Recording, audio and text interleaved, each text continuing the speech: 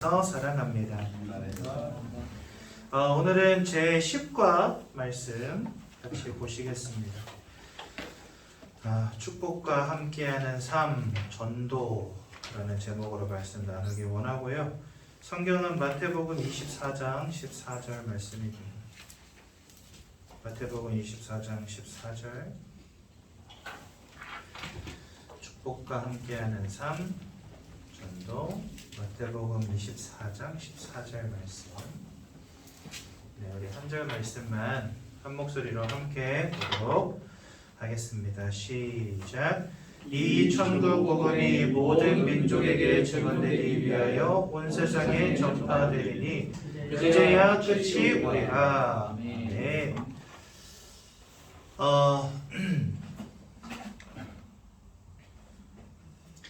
우리는 기독교인들입니다.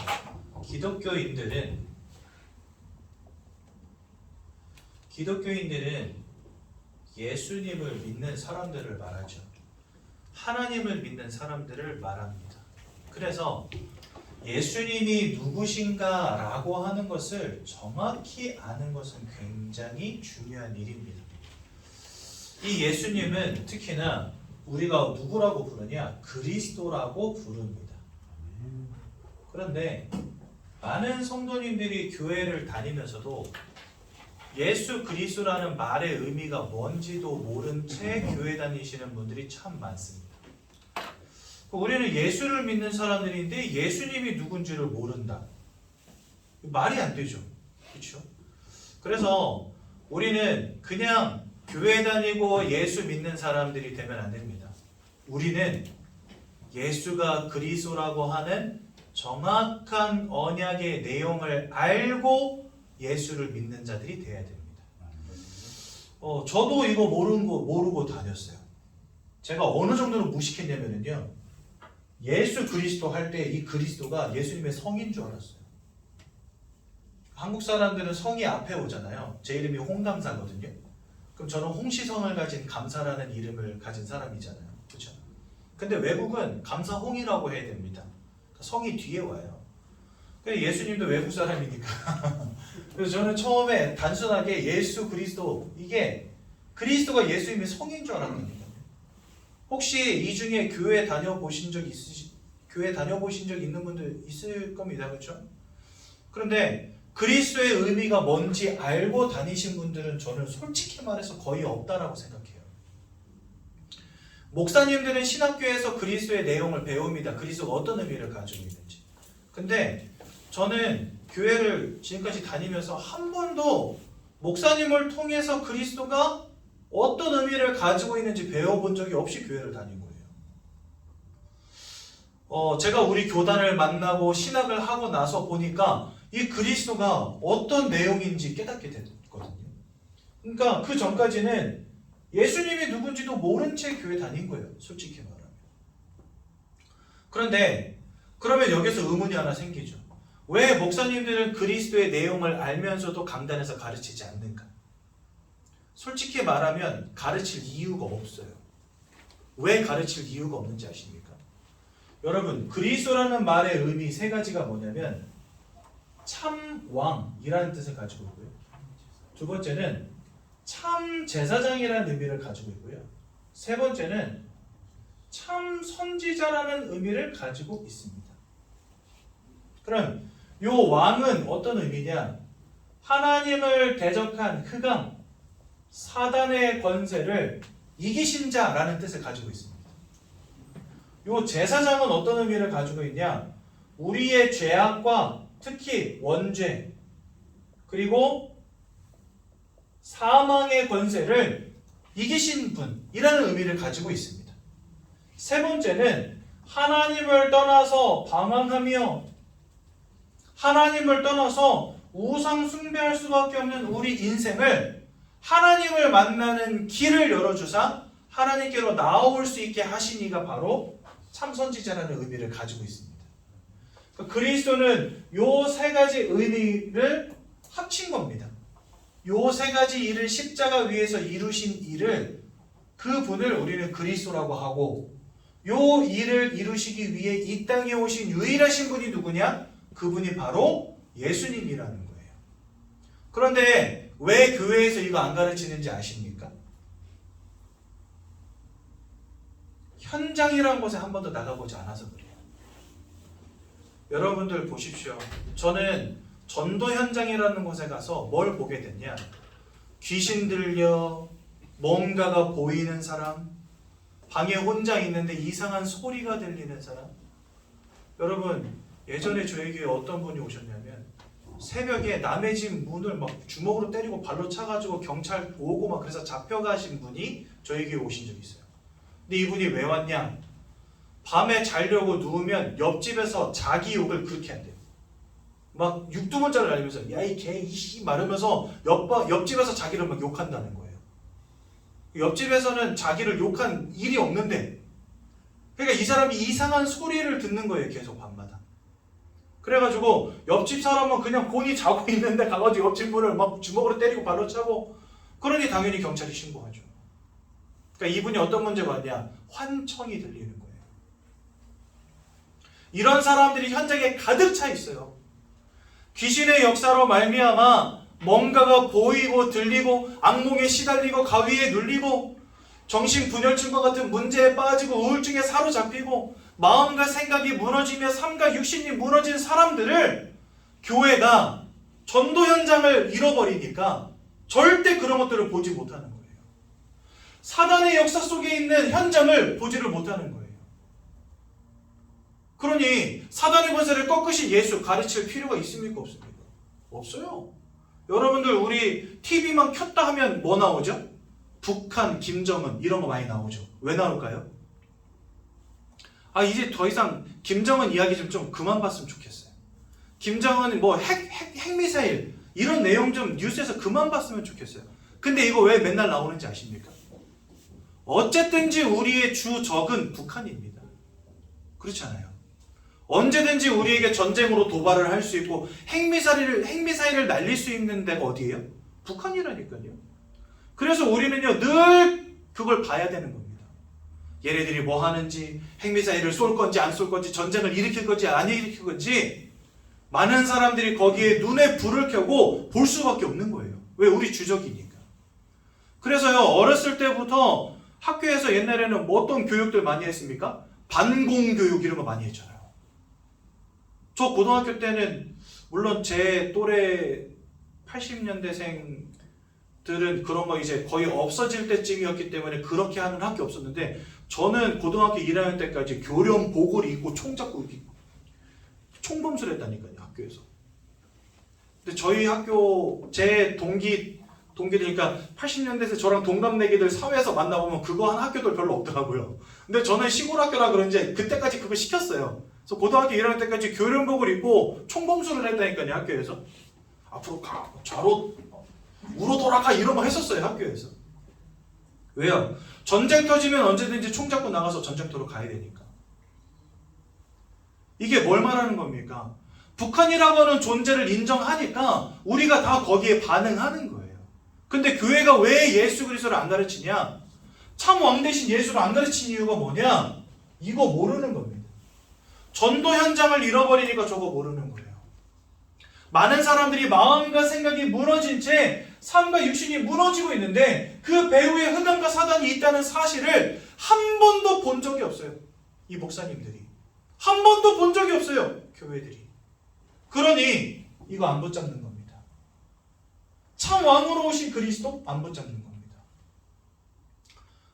예수님 십자가에서 못 박혀 돌아가셨고 피 흘려 죽으심으로 우리 구해주셨습니다. 할렐루야! 이거는 기초기 때문에 한 번 듣고 그냥 지나가요. 그리고 그 다음부터 뭐합니까? 서로 사랑하십시오. 선행 봉사하십시오. 아이고 불쌍한 사람들 도와주십시오. 강단에서 고상하고 이쁘고 이쁘장한 말들을 하고 있습니다. 더 이상 이거 안 가르친다니까요. 왜요? 그리스도가 얼마나 중요한지를 모르는 거예요. 목사님들 신학교에서 7년 동안 공부하는 동안에 이거 맨날 배우거든요. 근데 왜 강단에서 안 가르치냐? 가르칠 필요가 없다는 거예요. 이 세 가지 일을 이루신 그리스도가 우리에게 일평생 매일매일마다 매 순간마다 절대적으로 필요하신 분인데 이거를 안 가르친단 말이죠. 그러니 사람들이 교회를 다녀도 예수님이 누군지도 모르고 교회 다니는 겁니다. 안타깝게도요. 그래서 우리 새가족 성도님들은 바로 아셔야 됩니다. 예수가 누구신지 바로 발견하셔야 됩니다. 예수가 그리스도다. 성경은 우리에게 말씀하십니다. 그래서 이 예수 그리스도를 바로 발견하는 그런 은혜 누리시기 바랍니다. 예수를 바로 발견하려면 이 시대를 보는 눈, 나 자신을 보는 눈이 영적인 눈으로 바뀌어져야 됩니다. 여러분들 그 말 아시지요? 솔직히 세상을 보는 눈에 있어서 제일 중요한 건 내가 얼마만큼 아느냐 하는 것이 진짜 중요합니다. 아는 만큼 보인다 하지 않습니까? 그렇죠. 여러분들 아는 만큼 세상이 보이는 겁니다. 솔직히 우리가 이해하는 세상과 정치인들이 이해하는 세상은 많이 다르죠. 여러분 요즘 뭐 대장동 맞습니까? 대장동 해가지고 뭐 시끌시끌 하잖아요. 지금 이제 윤석열 씨 대통령으로 당선되자마자 다시 그 기사 일면에 올라온 게 뭐냐, 대장동입니다. 왜요? 이거 더불어민주당하고 관련된 거거든요. 그러니까 정권 바뀌자마자 이걸로 이제 보복 정치하는 거죠. 그래서 대장동 파헤치자 이래가지고 지금 난리 났죠. 안 그래도 시끄러운데 더 시끄러워질 겁니다. 분명히 거기 관련된 정치인들은요 많은 것들을 알겠죠. 우리는 모르지만 아는 만큼 보이는 겁니다. 그렇죠? 제가요 시골 촌동네 살았거든요. 스타벅스라는 게 전 세계적으로 유행하는 커피숍인지 몰랐어요. 우리 동네에 스타벅스가 없으니까. 그렇죠? 필리핀에 갔더니 필리핀에 스타벅스가 동네마다 있더라고요. 그래서 야, 이 좋은 게 왜 우리나라에는 없냐 했다가 엄청 쪽팔림 당하지 않았습니까? 이거 우리나라에 깔렸대요. 근데 저는 한 번도 본 적이 없거든요. 왜? 제가 사는 동네엔 스타벅스가 없어요. 별다방은 있어도. 이렇게 마담이라고 합니까? 마담이라고 그러죠. 마담 아주머니가 오셔가지고 이렇게 그 뭡니까? 프림 넣어가지고 이렇게 저어주는 커피 파는 그런 다방이 있잖아요. 동네에 그런 다방은 있어도 뭐 스타벅스 이런 커피숍은 없었단 말이죠. 아는 만큼 보이는 겁니다. 모르면 못 보는 거예요. 그렇죠? 그래서 여러분들 복음을 정확히 깨닫는 거, 그 복음의 눈으로 나와 세상을 보는 거 진짜 중요합니다. 그래서 이 복음을 가지고 여러분들 자신을 오늘 바라보십시오. 나는 왜 그리스도 예수를 듣지 않으면 안 되는가? 라고 하는 결론을 이 복음의 눈으로 내리셔야 된다는 거예요. 세상은요 원숭이가 사람 됐다라고 가르칩니다. 그런데 성경은 하나님께서 사람을 창조하셨다라고 말씀하십니다. 그 증거가 창세기 1장 27절과 28절 나오는데요. 하나님의 형상을 따라 사람을 영혼을 가진 영적 존재로 만드셨다라고 성경 말씀하십니다. 그 세상 사람들은요, 사람이 육신을 가진 것 알고 마음과 생각을 가진 것 알고, 하지만 사람이 영혼을 가진 존재라는 거 알지 못합니다. 왜냐하면 과학적으로 증명되지 않는 부분이기 때문에. 마음이나 생각 이런 것들은 너도 알고 나도 알고 분명히 있어요. 내가 마음이 있다는 거, 생각이 있다는 거 누구나 다 알아요.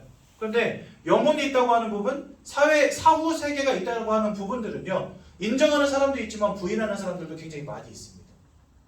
그건 뭘 의미하냐? 육신을 가진 존재, 마음과 생각을 가진 존재인 것은 누구나 인정하지만 우리가 영적 존재라고 하는 사실은요, 세상이 잘 모른다는 거예요. 근데 성경은 우리가 영적 존재라고 가르치십니다. 그래서 이 땅을 창조하신 하나님을 닮았기 때문에 창조의 행위를 하는 유일한 존재입니다. 우리는 뭔가를 만들어내요. 사람들은요. 막 집도 짓고, 막 카메라도 만들고, 차도 만들고, 그렇죠? 새로운 차들이 매년 나옵니다. 더 좋은 집들이 매년 나옵니다. 더 좋은 핸드폰들이 매년 나옵니다. 창조의 능력이 있기 때문에. 근데 이게 왜 가능하냐? 이 땅을 창조하신 하나님을 닮은 존재거든요. 또 사람들은 영적 행위를 하는 유일한 존재입니다. 왜 그럴까요? 영이신 하나님을 닮았기 때문에 영적 행위를 하는 유일한 존재입니다.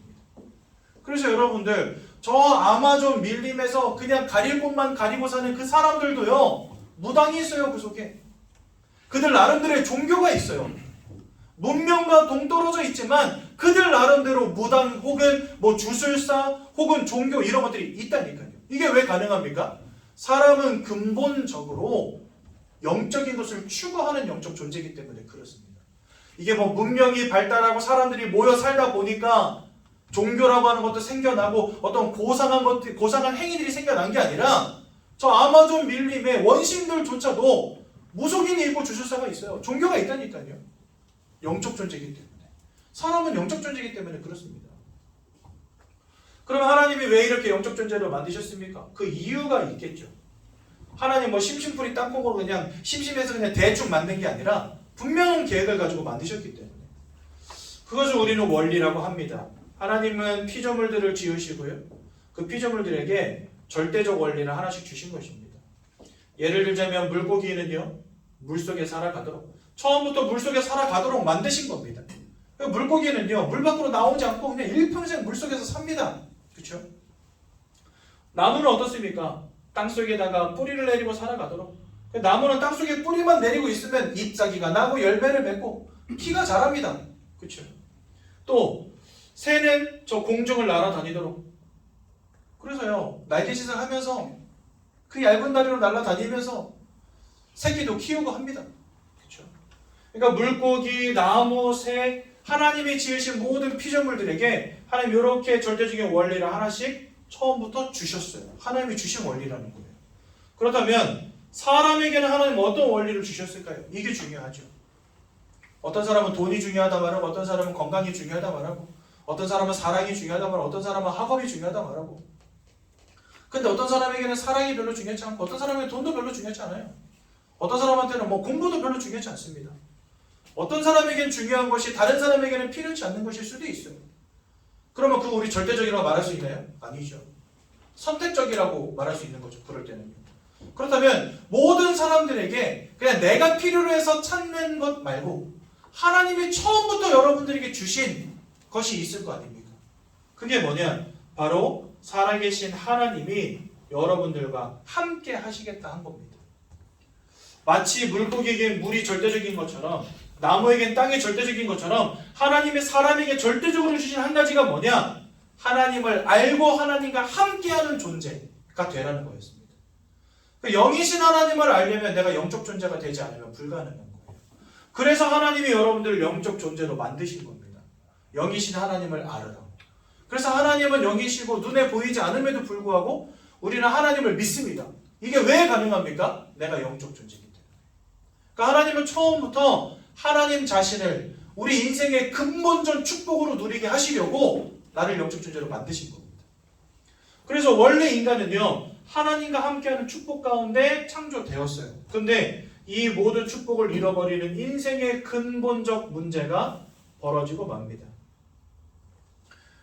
여러분들이 인생에 와 있는 문제가 경제 문제, 혹은 뭐 건강의 문제, 뭐 삶의 문제, 뭐 자녀의 문제, 인간관계의 문제, 여러 가지 문제가 와 있을 수 있겠죠. 그런데 그러한 문제들은 사실 근본적인 문제가 아닙니다. 뭐 어떻게 조금만 노력하면 해결되어지기도 하는 문제들이에요. 그런데 이러한 인생의 문제들이 올 수밖에 없는 근본적인 문제가 여러분들에게 벌어졌다는 사실을 기억하시라는 겁니다.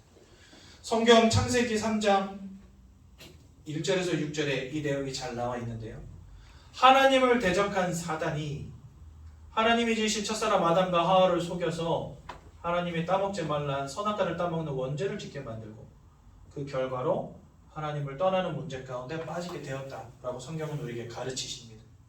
즉 눈에 보이지 않는 영적 존재 사단에게 속아서 우리가 죄와 사망의 권세 가운데 빠지게 되었고 결국은 하나님과 함께하는 축복을 잃어버리게 되었다. 물고기에게 물이 절대적이듯이 사람에게 하나님은 절대적인 존재입니다. 그런데 사단 때문에, 죄악 때문에 이 하나님을 잃어버리는 문제 가운데 빠지게 된 거예요. 그것이 바로 인생의 근본적 문제라고 하는 것입니다. 물 잃어버린 물고기는요, 결국은 이 절대적인 원리가 깨어지면 그것이 곧 사망입니다. 그래서 하나님을 잃어버린 인생은요, 그 순간부터 사망의 권세에 매이게 되는 겁니다. 그렇다면 여기서 말씀하시는 이 사망의 권세가 뭔가 우리가 바로 이해해야 될 필요가 있죠. 첫 번째는 요한복음 8장 44절 이렇게 말씀하십니다. 너희는 너희 아비 마귀에게서 났으니. 다른 말로는요, 마귀에게 속한 자가 되었다라고 성경 우리에게 가르치십니다. 즉 여러분들의 영적인 배경이, 여러분들의 영적인 소속이 하나님과 함께하는 축복 속에 있었던 사람들이었는데 하나님을 잃어버린 순간부터 사단 마귀에게 속한 자가 되었다. 세상 말로는 이거 운명과 사주팔자라고 합니다. 꽉 붙잡혀서 옴싹달싹 할 수 없는 존재. 그렇죠? 우상 숭배하지 않고 제사 지내지 않고 고사 지내지 않고 부적 붙이지 않으면 큰일 나는 존재. 그런 인생으로 전락해버리고 만 겁니다. 언제부터요? 하나님을 잃어버린 순간부터. 그런데 이 녀석을요, 성경은 뭐라 말씀하시냐? 살인자라고 하고 거짓말장이라고 말씀하십니다. 천하를 꿰는 자라고도 하시고요. 모든 것을 빼앗고 모든 것을 죽이고 모든 것을 멸망시키는 존재. 그게 바로 사단이라고 성경 말씀하십니다. 그러니까 이런 녀석에게 사로잡혔으니 이게 사망이지 뭐가 사망입니까? 그래서 첫 번째 사망은 뭐냐? 영적 사망입니다. 모든 사람들이 하나님을 잃어버린 채 이 영적 사망 가운데 놓이게 될 겁니다. 내가 원하는 행복은 오지 않고 모든 것을 빼앗고 죽이고 멸망시키는 이 강도 도적 같은 녀석에게 사로잡혔기 때문에 늘 뭔가를 빼앗기는 인생, 늘 무너지는 인생, 원치 않는 불행 가운데 던져지는 인생, 원치 않는 문제 가운데 살아가는 인생, 영적 사망 가운데 던져진 겁니다. 그러면서 그 속에서 이 사단은요 계속해서 우상숭배하게 만들어버립니다. 어딘가에 가서 빌고 절하고 드리게 만들어요. 깎아놓고 빌게 만들고 쌓아놓고 빌게 만들고 지어놓고 빌게 만들고 갖다놓고 빌게 만들고 집에다가 신주단지를 모시기도 하고, 그치요? 저 산 중턱에 있는 절에 올라가가지고 불상 보고 빌기도 하고 돌탑 쌓아놓고 빌기도 하고 돼지머리 삶아놓고 빌기도 하고 사람들로 하여금 계속해서 우상숭배하게 시킵니다. 근데 그 이유가 뭔지 아십니까? 고린도전서 10장 20절에 이렇게 말씀하십니다. 대저 이방인들이 하는 제사는 귀신과 교제하는 것이니라 이렇게 말씀하세요. 사단은요 우리의 영적인 배경이 사단이 되어버린 그 순간부터 우리로 하여금 일평생 우상숭배하며 귀신 섬기게 만들어버리는 거예요. 뭔가 불행 막아보겠다고 축복받아보겠다고 우상숭배하는데 그게 결국은 귀신과 교제하는 것이다. 이게 바로 영적 사망입니다. 여러분, 내가 지금까지 왜 고통당하는지 왜 실패하는지도 모른 채 살아온 거예요. 그냥 최선을 다해서 열심히 살아왔는데 자꾸만 가정과 가문이 무너지고 후대가 실패하고 원치 않는 사건 사고가 터지고 문제가 터지고 다른 이유 없습니다. 여러분들의 영적인 배경이 하나님이 아닌 사단으로 바뀌어진 거예요. 여러분들이 하는 우상숭배, 뭔가 축복받겠다고 차려놓고 깎아놓고 빌고 했던 모든 것들이 귀신과 교제하는 행위였다는 거죠. 여러분들 영안을 여시기 바랍니다. 성경이 우리에게 하나님을 잃어버린 것이 얼마나 큰 문제인지 말하고 계신데 이걸 바로 깨달으시기 바랍니다. 아유 그게 운명이지, 아이고 내 팔자야, 이렇게 그만 사시라는 거예요. 이제는요 그 운명과 사주팔자의 주관자가 바로 마귀라는 사실을 기억하시라는 겁니다. 그러니 이 사단 마귀에게 사로잡힌 채 우상숭배하며 귀신 섬기는 결과가 무엇입니까? 마음과 생각이 무너지는 겁니다. 거기서 특히나 여러분들 저희 나라에 그 정신병동을 꽉 채우고 있는 사람들의 대부분이 누군지 아십니까? 무속인 자녀들이라는 사실. 여러분들 무속인들이 누군지 아십니까? 내림굿을 통해서 신을 몸에다 받는 사람들이에요. 여러분 제가 필리핀에서 해외에서 살았죠. 거기서 이제 제 아내 된 사람을 만났습니다. 제 필리핀에서 만났다 그러면 다 필리핀 여자냐고 물어보시더라고요. 아니요, 필리핀에 놀러온 한국 여자랑 결혼했어요.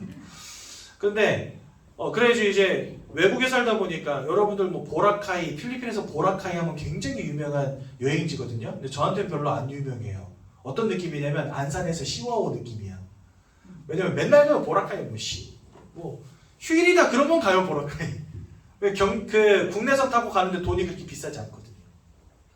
그리고 뭐 우리는 가이드도 필요 없고 호텔 잡을 필요도 없고 그래가지고 저는 이제 영어도 하니까 그래서 그냥 비행기 타고 가가지고 2박 3일 놀고 오고 그게 보라카이였어요.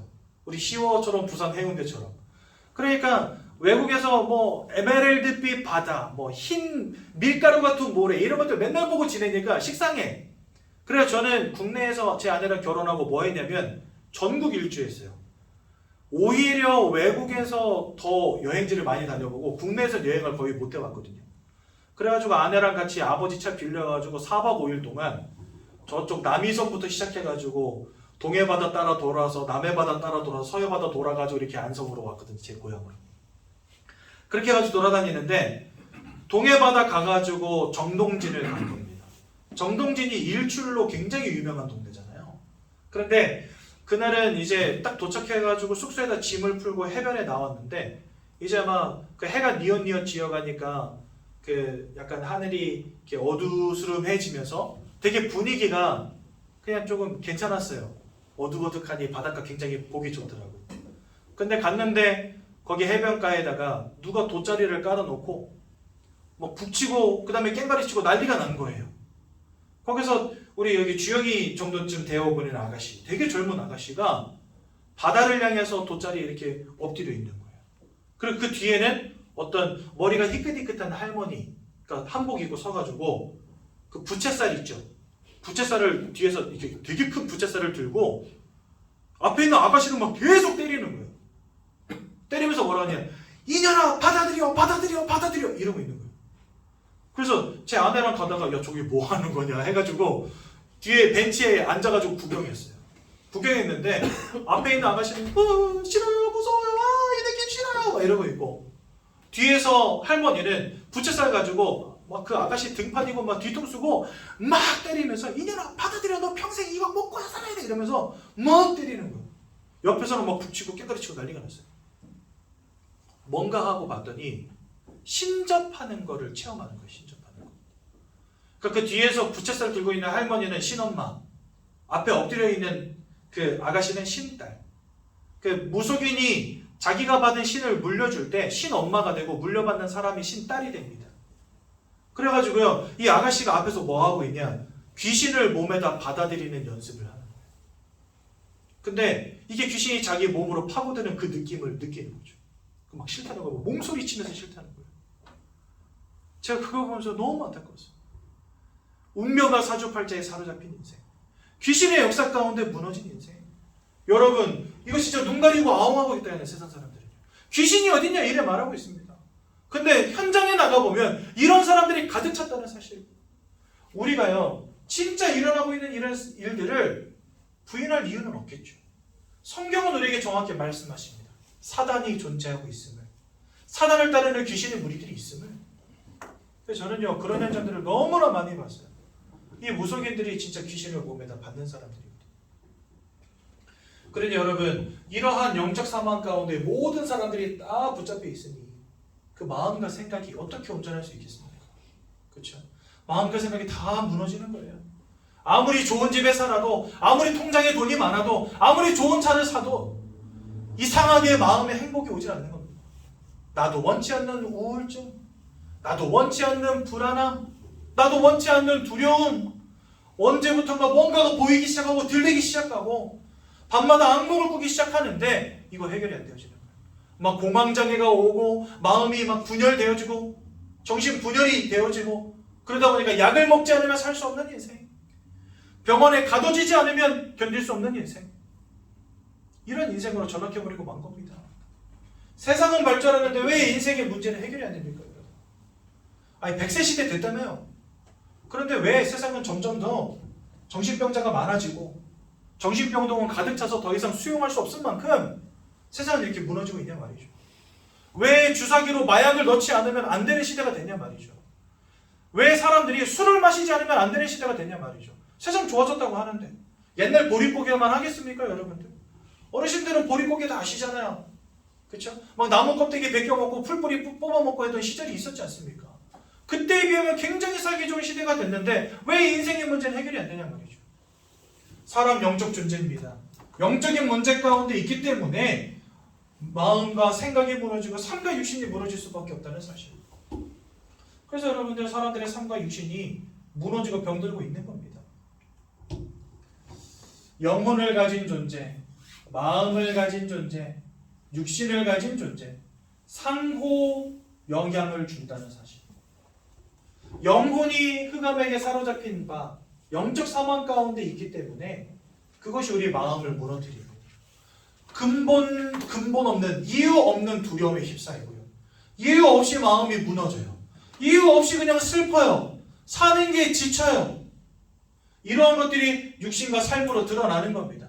삶이 지치고 힘들고, 그러니까 사람들이 술을 찾을 수밖에 없고, 사람들이 도박을 할 수밖에 없고, 한탕주의에 빠질 수밖에 없고, 막 뭡니까 로또 이런 거 하면서요, 먹자 마시자 즐기자 막 부르짖는데 마음의 그런 불안함이라든지 마음의 두려움을 잊으려고 마시는 겁니다. 마약을 막 이거 하면 안 된다는 거 알면서도 마약을 집어넣는 겁니다. 약을 먹지 않으면 안 되는 인생, 수면제를 먹지 않으면 잠을 자지 못하고, 그치요? 게임에 중독되고, 음란에 중독되고, 도박에 중독되어지는 인생. 인생이 왜 이렇게 됩니까? 계속된 실패가 오고, 계속된 질병의 문제가 오고, 안 되어지는 문제가 오는 겁니다. 해봐도 안 되고, 이래 해봐도 안 되고, 저리 해봐도 안 되고, 이렇게 해봐도 안 되고, 그렇게 해봐도 안 되고, 인생이 자꾸 꼬이는 거예요. 자녀는 무너지지, 남편은 힘들지, 나도 너무나 힘들어 죽겠지, 경제적으로 자꾸 어려움 당하고, 질병의 문제는 계속 터지고, 삶이요 진짜 숨구멍 하나 없이 꽉 막힌 삶, 자꾸만 불행과 문제가 찾아오는 인생. 여러분, 근본적으로 하나님을 축복에 끄는 대신 하나님을 잃어버린 채 모든 것 빼앗고 죽이고 멸망시키려는 영적 존재에게 사로잡힌 결과 다 귀신 섬기고 있으며 마음과 생각이 무너지면 삶과 육신이 무너지고 있는 겁니다. 이렇게 살다가 히브리서 9장 27절 한 번 죽는 것은 정하신 것이요, 그렇습니다. 육신의 사망. 여러분들 여기는 영적 사망이라고 한다면 그 다음 찾아오는 건 육신의 사망입니다. 모든 사람들은요 죽기를 두려워하며 살아가요. 암 왜 무서워합니까? 고치기 힘드니까, 죽으니까 무서워하는 거예요. 사람들은요 죽음을 두려워하거든요. 그래서요 천국의 소망과 영생의 소망이 없는 사람들에게 죽음은요 공포의 대상입니다. 그런데 천국의 소망과 영생의 소망이 있는 사람들에게는요 죽음 이후에 영원한 천국이 있음을 알기 때문에 두려워하지 않습니다.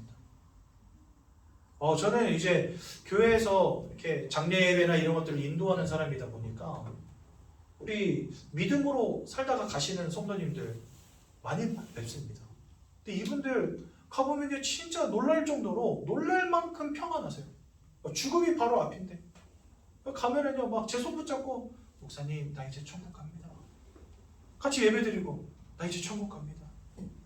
천국 환송 찬양을 불러달라고. 요번에 우리 장로님 한 분 돌아가셨거든요. 정렬 장로님. 성함도 되게 멋있지 않습니까? 정열이 넘치는 장로님. 그래서 저는 그 장로님 성함 처음 들었을 때 되게 성함이 멋있다 이 생각했는데, 이분 장례시장 갔더니요 장례시장에 뭐가 붙어있는지 아시죠? 현수막 붙어있어요. 보통 가면은 이렇게 영정사진이랑 그 다음에 백합입니까? 이렇게 백합이 아니지, 그 뭐죠? 국화 쭉 꽂아놓지 않습니까? 근데 그 위에 현수막 붙어있는 거예요. 현수막에 뭐라 써있는지 아십니까? 경축, 정렬 장로 천국 입성, 경축 이렇게 놨다니까. 그 제가 가서 우스갯소리로, 장례식장인데 우스갯소리 하면 참 이상하지만 제가 가서 그랬습니다. 이거를 제가 마음의 상심되신 마음을 위로해드리러 와야 되는 겁니까? 아니면 현수막을 보니 축하해야 되는 겁니까? 가서 제가 물어봤거든요. 근데 그 따님 대신에 우리 정혜연 성도가 저한테 그러더라고요. 축하해 주세요. 그 제가 축하해 주고 왔다니까요. 장례식장에 가서. 이게 어떻게 가능합니까? 세상은 죽음을 두려워하지만 하나님 주신 영원한 생명 가운데로 들어간 자에게 있어서 죽음은 두려움의 존재가 아닙니다. 왜요? 영원하신 천국에서 하나님과 함께하는 만남의 시작이기 때문에. 그렇지 않습니까? 근데 세상 사람들은요 이렇게 인생이 고통 가운데 살아가다가 결국 죽습니다.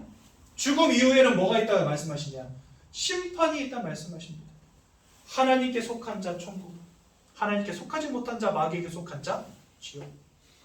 그래서 여러분들 이 육신의 죽음이 바로 두 번째 죽음이요, 지옥은 영원한 사망입니다.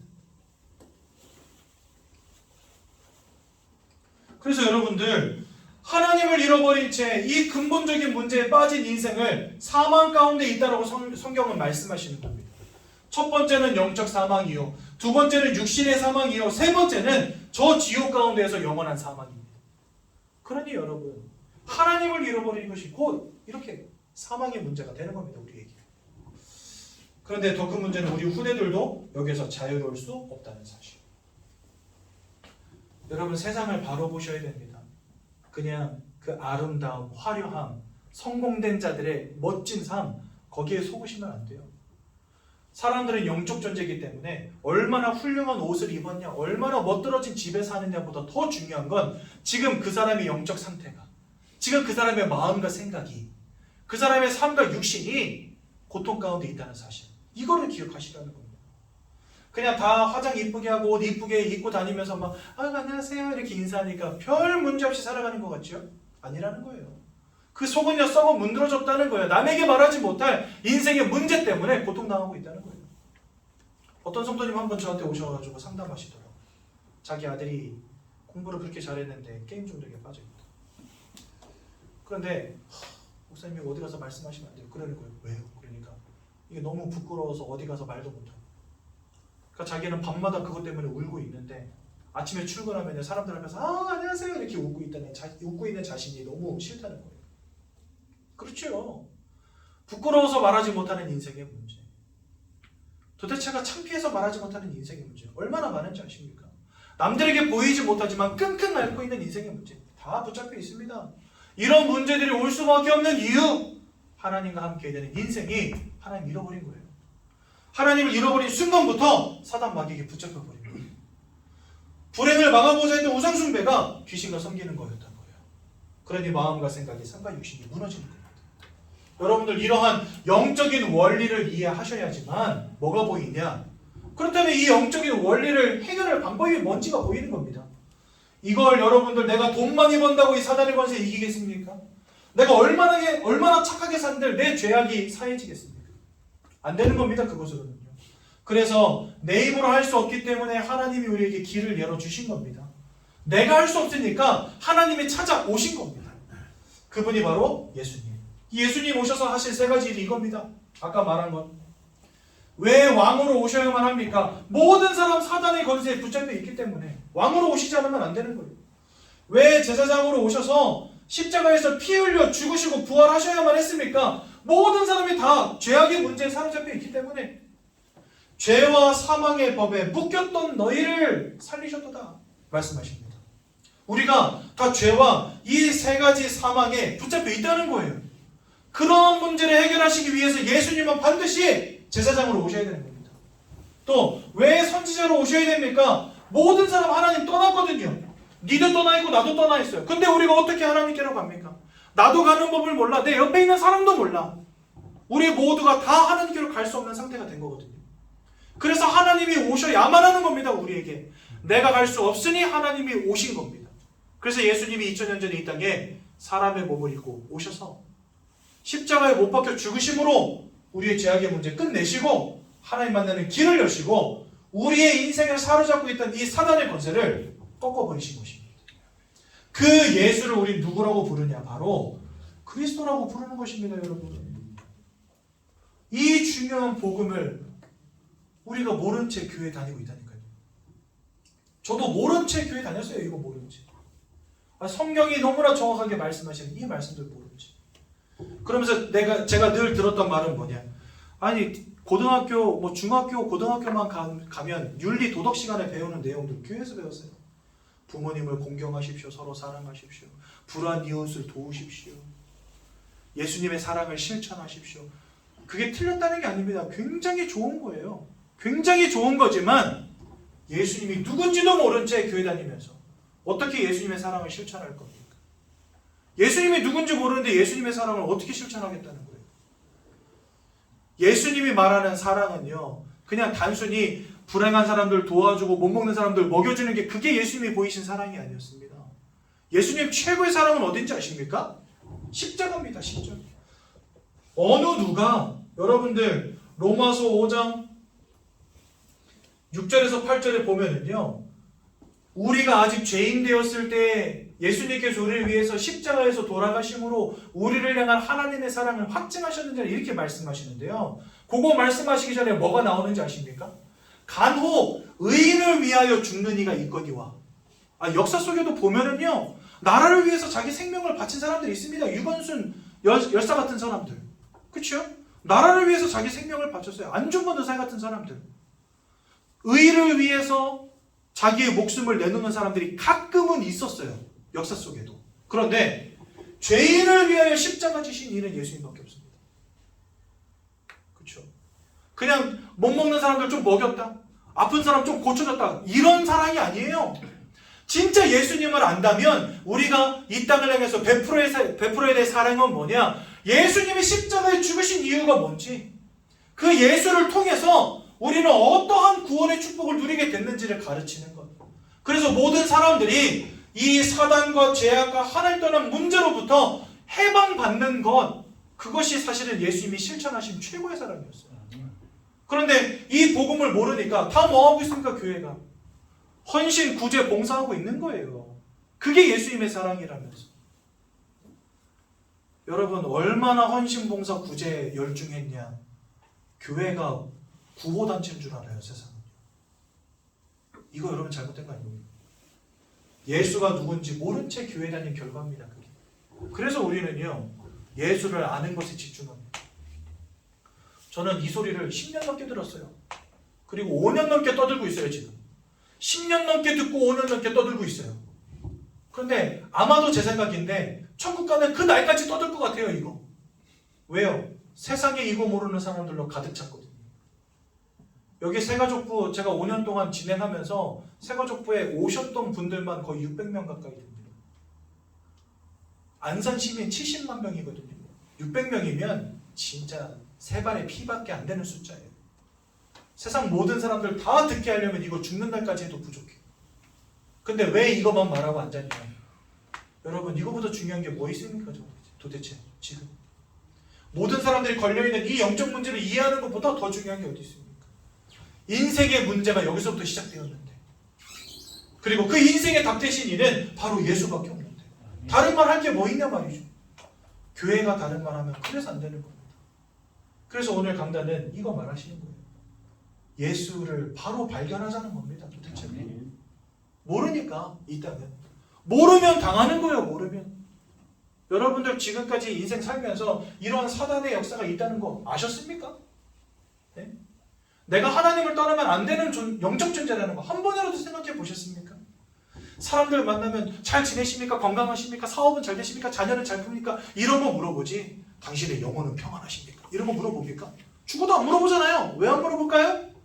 중요하지 않다는 거예요. 아니, 내 관심 받기라는 거예요. 영적인 부분이. 근데 사실 세상의 모든 문제는 이 영적인 것으로부터 시작이 됐는데, 이거 간과하고 있으니 답이 안 나는 거죠. 답이 없는 인생이 되는 겁니다. 문제는 잔뜩 있는데 답은 하나도 못 찾는 인생이 되는 거예요. 그래서 다 막히고 다 무너지고 다 깨지고 다 박살나는 인생 되는 겁니다. 그래서 여러분들 영적인 원리를 이해하는 게 중요하다. 하나님과 함께 해야 되는 영적 존재. 근데 그 하나님을 잃어버리고 사단에게 사로잡힌 바 되었고, 그때로부터 내 인생에, 영혼에, 마음과 생각에, 삶과 육신에 내 원치 않는 불행과 문제가 지속되어질 수밖에 없는 존재로 전락하게 된 겁니다. 내 스스로 이 문제 해결할 수 없기 때문에 오신 이가 바로 예수님이세요. 그 예수를 믿을 때 구원받는 겁니다.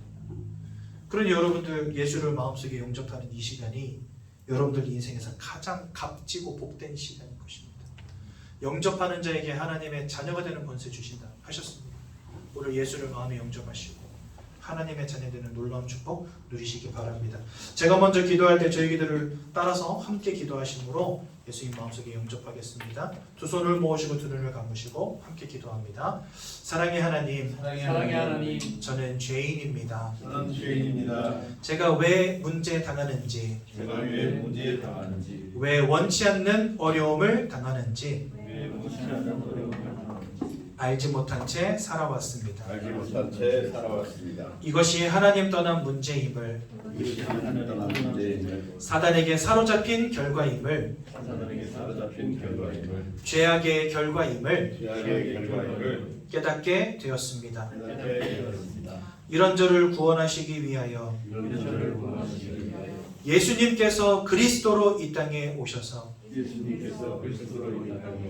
십자가에서 죽으시고 부활하심으로 우리를 구원하신 사실을 믿고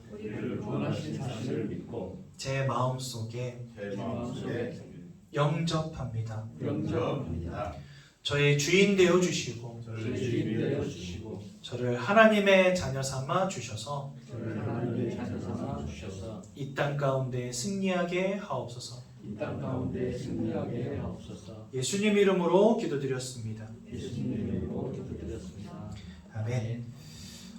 오늘 10과 말씀 간단하게 우리 눈으로 보고 간단하게 내용만 살펴보고 넘어가도록 하겠습니다.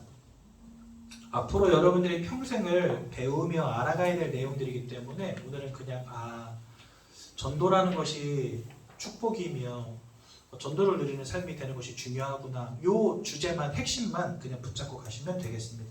하나님의 유일한 소원은 디모데전서 2장 4절 모든 사람이 구원받으며 진리를 깨닫는 것이다, 이렇게 말씀하시고요.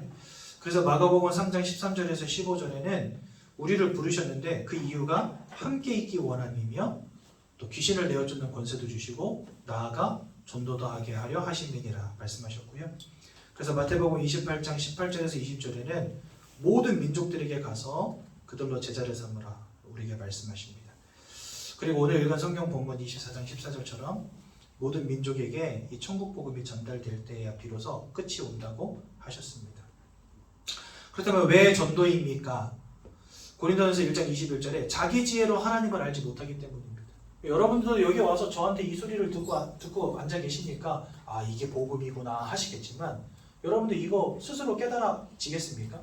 세상에서 교육받는들 이게 발견되겠습니까? 절대 그럴 수 없죠. 복음을 가진 우리가 가서 전하지 않으면 이 땅을 살아가는 사람들은 들을 기회가 없어요. 복음을 깨달을 수 없는 거죠. 자기 지혜로 하나님을 알지 못하기 때문에. 또 호세아서 4장 6절은 하나님을 아는 지식, 이와 같이 하나님을 아는 지식이 없어서 인생이 망한다 말씀하시고요. 그래서 그리고 사도행전 4장 12절에 오직 예수 외에는 구원자가 없으므로. 여러분, 세상에 종교는 많습니다. 하지만 인생의 근본의 문제를 다루는 종교는 이 땅에 없습니다. 오직 기독교 외에는 없어요. 그래서 예수 외에는 구원자가 없음을 우리가 알려줘야 되는 것이고요. 또 요한복음 4장 5장 24절은 사망에서 생명으로 옮기는 유일한 길이 예수이기 때문에 전도해야 된다라고 말씀하십니다. 그러므로 전도는 하나님의 최고 관심이고 하나님의 최고 기쁨이고 하나님의 최고 사역입니다. 헌금을 억만금을 하나님께 드렸다. 하나님 그거 별로 기뻐하지 않으십니다. 하나님이 그십니까? 전 세계를 창조하십니까? 부족함이 있으시겠습니까? 하나님은 누굴 찾으시냐? 예수 그리스도를 증거하는 전도자를 찾으세요. 그런 사람들의 전도를 기뻐하시는 거예요. 그래서 하나님의 최고 관심이며 기쁨이며 사역입니다. 그러므로 전도자를 하나님 축복하실 수밖에 없죠. 하나님의 소원을 알고 하나님의 소원을 위해서 살아가는 인생 하나님 축복하시지 않을 이유가 없습니다. 그렇죠? 그래서 전도자의 개인과 가정과 가문과 후대를 하나님은 축복하시게 되어 있습니다. 결론적으로 말씀드리자면 인생의 참된 성공은 내가 열심히 일해서 돈 버는 것에서부터 오는 게 아닙니다. 하나님을 바로 알고 하나님의 소원을 바로 알 때 하나님 주시는 세상이 줄 수 없는 참된 평안함과 축복이 모든 성도님들에게 임하게 되는 것입니다. 그래서 참된 성공의 시작은 하나님의 소원을 아는 것이다. 여러분들 지금은 새신자라서 나는 잘 모르겠어요. 맞는 말입니다. 많이 배우셔야 됩니다. 복음이 뭔지, 성경이 뭔지, 예수가 누구신지, 하나님이 누구신지 배우셔야 됩니다. 그러면서 일평생 그 예수를 전하는 전도자의 삶을 살아가야 되겠다. 결론을 갖고 계시면 됩니다. 하나님이 축복하시는 귀한 전도자의 인생 되시기를 바랍니다. 제가 한번 기도하고 말씀 마치겠습니다. 사랑의 하나님, 은혜 감사합니다. 예수의 언약을 생명과 같이 붙잡게 하시고 일평생 응답받는 우리 새가족 성도님들 되시도록 인도해 주옵소서. 예수님 이름으로 기도드렸습니다. 아멘. 우리